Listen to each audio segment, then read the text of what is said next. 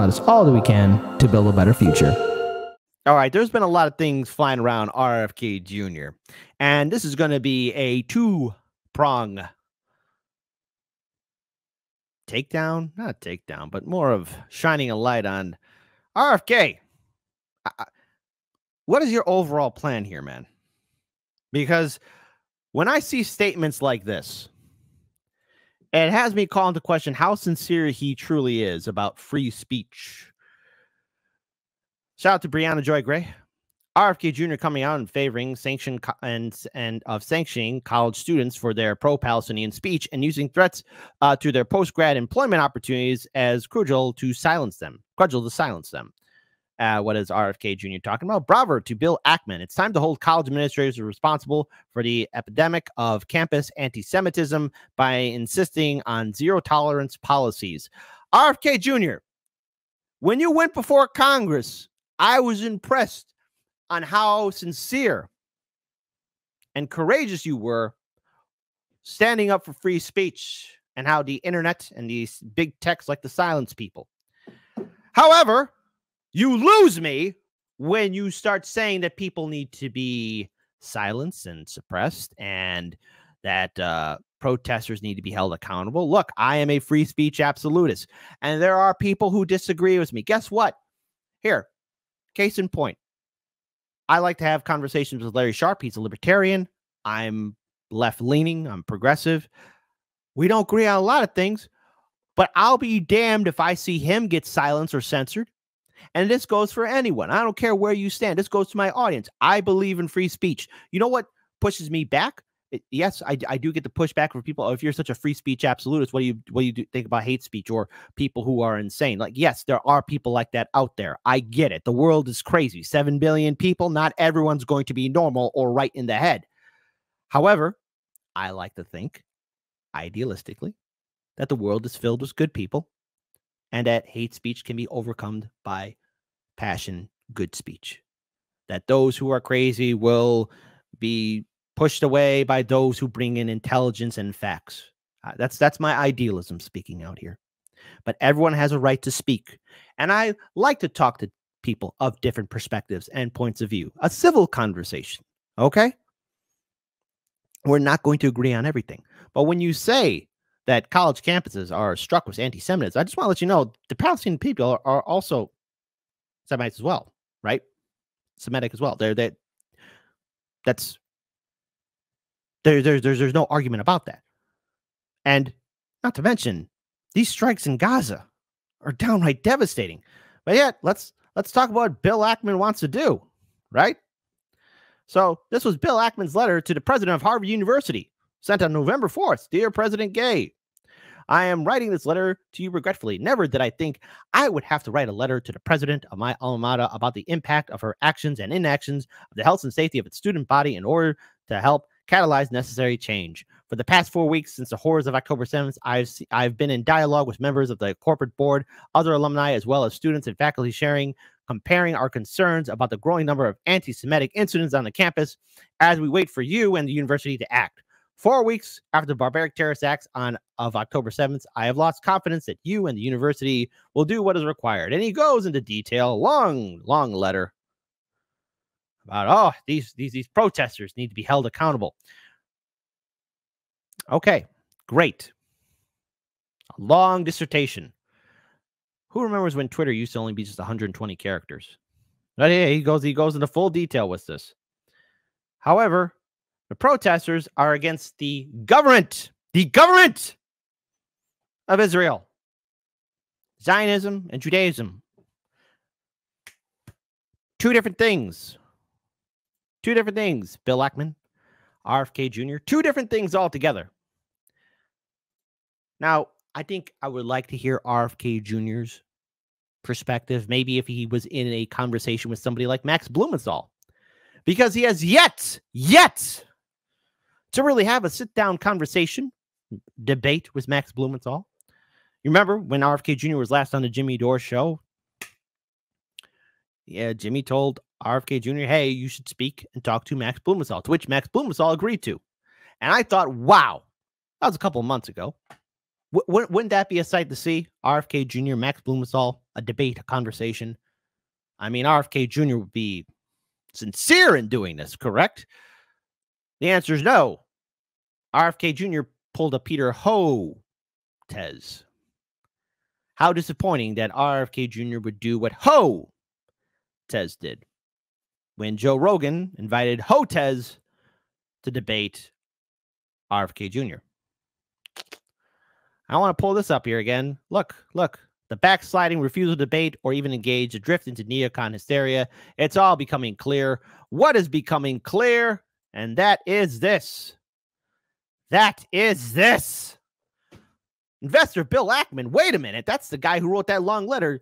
David Sachs PAC donated to RFK Jr.'s presidential campaign. Money in politics. How lovely. How lovely. How lovely it is. And I just got corrected in the chat. Miguel H. says that it was 140 characters on Twitter. Thank you for the correction. I stand corrected. So, hedge fund billionaire, Bill Ackman donated to RFK Jr.'s presidential campaign. The campaign also received donation from a super PAC funded by venture capitalists and Elon Musk ally David Sachs.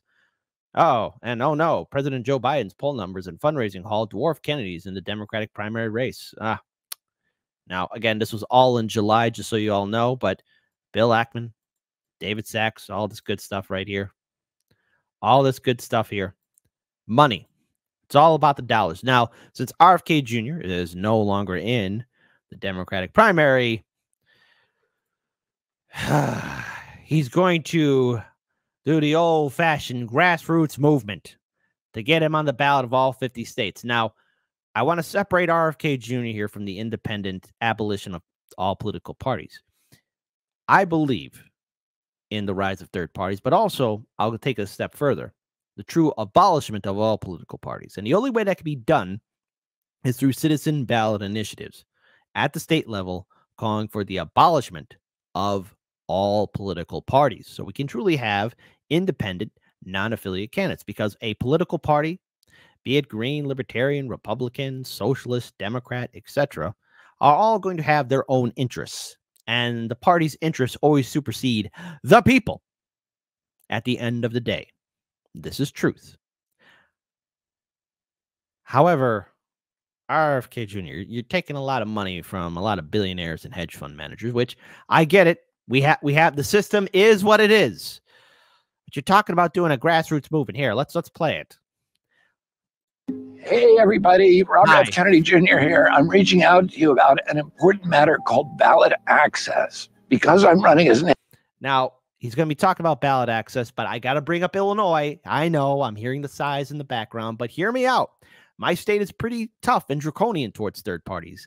And the Illinois Libertarian Party, the Illinois Green Party, independents who run in Illinois have to fight tooth and nail to get on the ballot. Hell, it would be a miracle if they even got on the debate stage with Democratic or Republican candidates.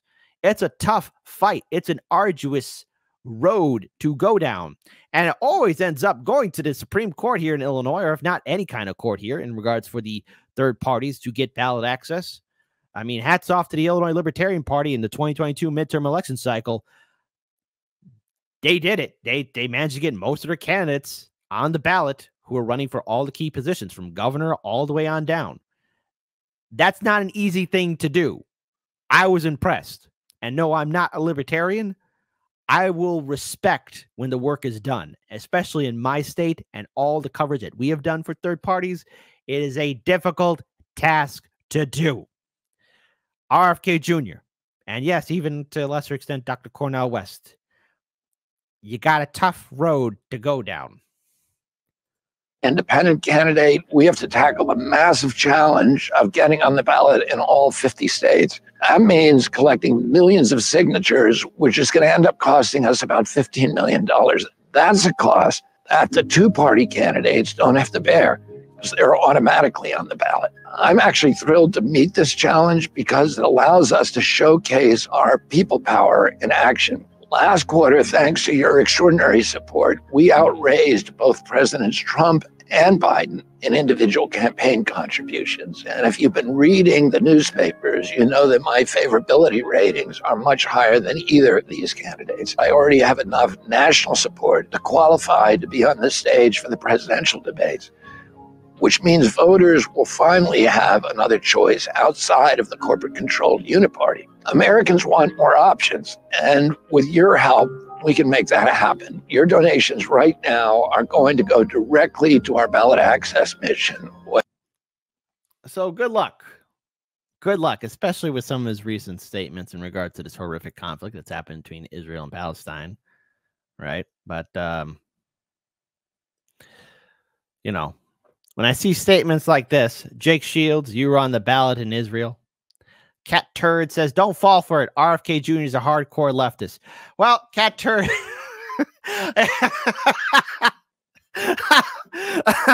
He's not. Okay. Sabby Sabs, good friend of the show. RFK Jr. supports genocide. Oh, my goodness. You know, really would love it if we would discuss the Middle East with some progressive voices.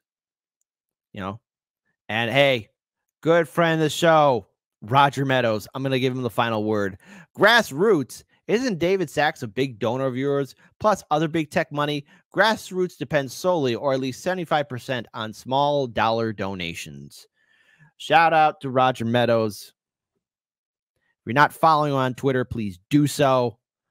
Roger Meadows, who talks about citizen ballot initiatives and so much more. So what can we take away from RFK Jr.? I was excited for this election cycle, especially when, you know, early on, when he was really upsetting the liberals and the Democratic establishment.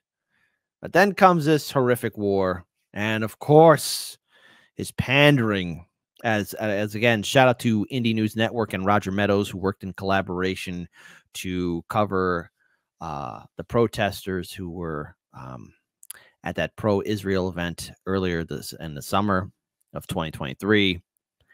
All this connection towards this apartheid government and the horrific bombings that are taking place in Gaza. Good luck to you, RFK Jr. Whatever support that you did have, or people who were considering it, might have evaporated. Will he still prove to be a challenge to Trump and Biden? There's a very good possibility.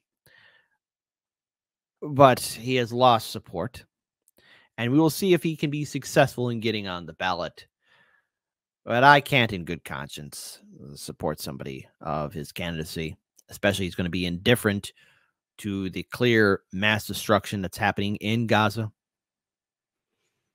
I did have hope for 2024 to be a very engaging election year, but shout out to Misty Winston. She was right the whole time. Electoral politics is a waste of time. So if you are going to vote in 2024, that is your decision. I will just say this. If you live in a citizen ballot initiative state, support citizen ballot initiatives. Find out what your rights are as a voter and do that. You don't owe anyone your vote. And if they don't represent your values, you don't have to vote for them. Simple as that. And RFK Jr.